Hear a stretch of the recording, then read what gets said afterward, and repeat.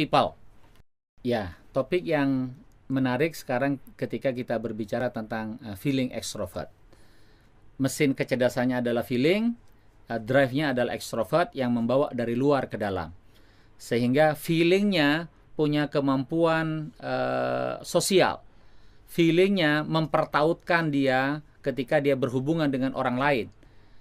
Orang feeling extrovert bukanlah orang yang memiliki kemampuan intrapersonal yang kuat, tetapi dia memiliki interpersonal yang kuat, memiliki hubungan relationship yang kuat.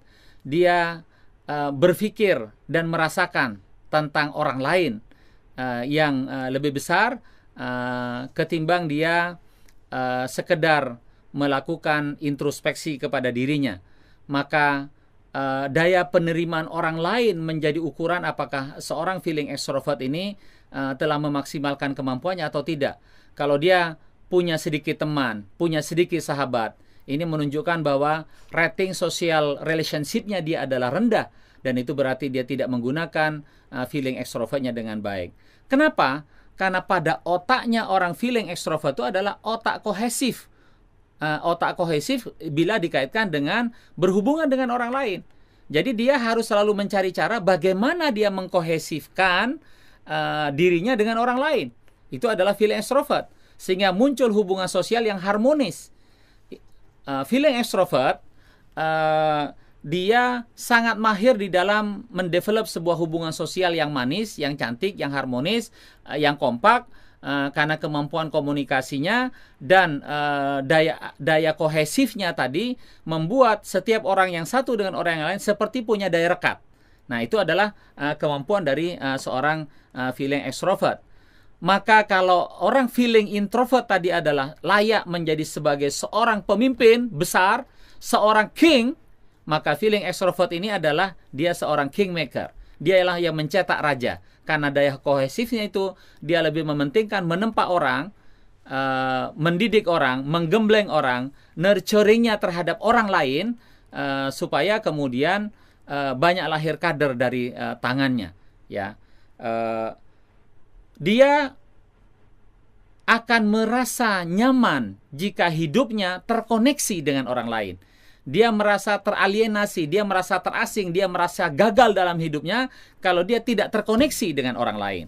Orang feeling extrovert, dia haruslah diperlukan oleh orang lain dalam konteks bahwa keberadaannya itu bermanfaat bagi orang lain, terutama dalam menyelesaikan persoalan-persoalan orang, persoalan-persoalan kemanusiaan, persoalan-persoalan personal kepada setiap orang.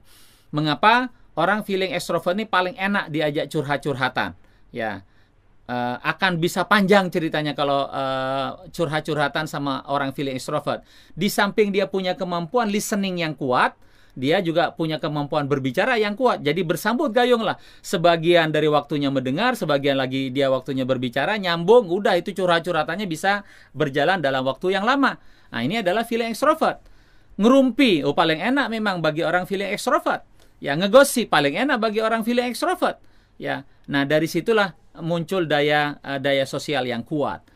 Nah, feeling extrovert dia memiliki atensi yang sangat besar di dalam menempa orang, mencetak SDM, menjadi seorang kingmaker. Feeling extrovert dia lebih senang ketika secara sosial dia berhasil, meskipun secara pribadi dia dianggap kurang berhasil. Dia akan senang kalau kemudian bisa mencetak para juara dan para orang hebat yang tiba-tiba menjadi someone dari no one gitu kan. Meskipun dirinya ketinggalan dibandingkan dengan kader-kadernya, dia lebih bangga, dia lebih happy dengan itu karena otaknya bekerja terkohesi dengan keberhasilan orang lain, dengan orang lain. Ya.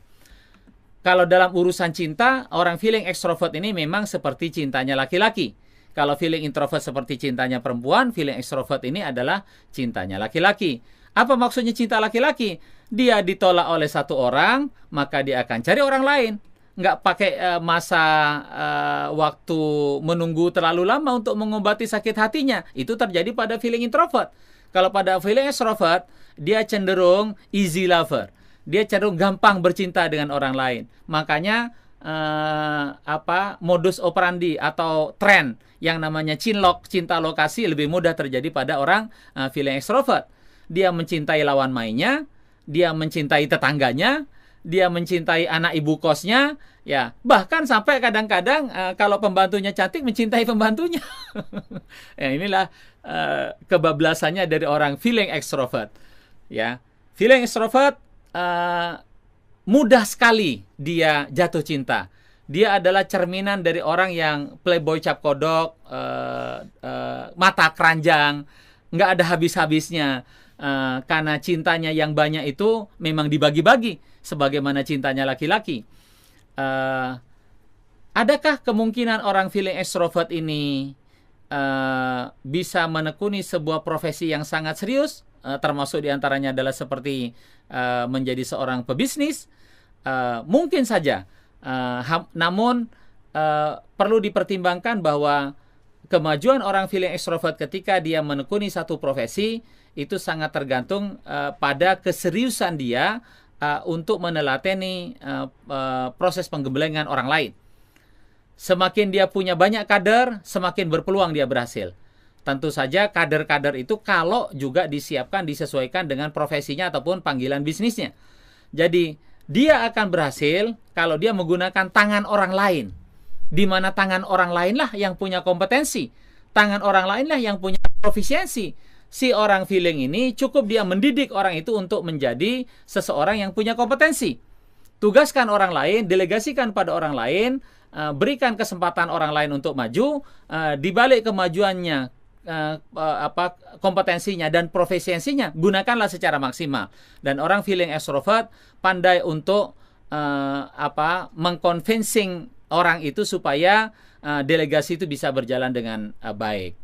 Nah, gimana caranya seorang feeling extrovert ini untuk naik kelas, meningkatkan leverage? Tentu saja adalah dia output sederhananya dilihat di kadetnya, lihat di kadernya, dia lihat di tempaannya, lihat di mentinya, lihat di anak buahnya. Anak buahnya masih kelas-kelas itu saja apa tidak gitu kan?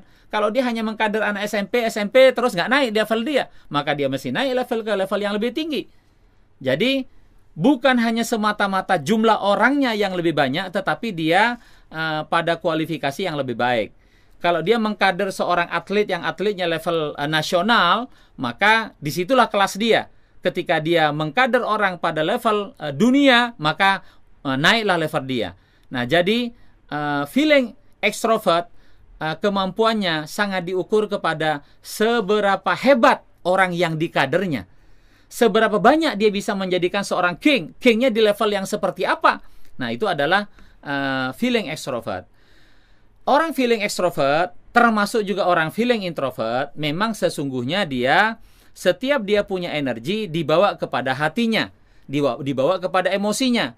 Maka memang seringkali ada unsur mood dan tidak mood pada orang feeling.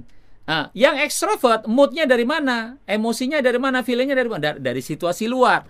Kalau situasi luar bertepuk tangan memanggil dia karena dia menjadi sangat diperlukan, maka dia datanglah dengan gagah berani sebagai seorang pahlawan yang dirindukan oleh orang sekitarnya, dan di situ dia merasa terpanggil untuk melakukan sesuatu. Di mana berperannya? Pasti selalu akan berfokus di bagian SDM untuk meningkatkan kemampuan orang lain menjadi lebih tinggi dari sebelumnya. Demikian juga kalau dia menangani persoalan-persoalan sosial kemasyarakatan, maka dia akan selalu mengatakan sesuatu yang oleh orang lain bahkan dipikir tidak mungkin, yaitu membawa kepada leverage yang lebih tinggi.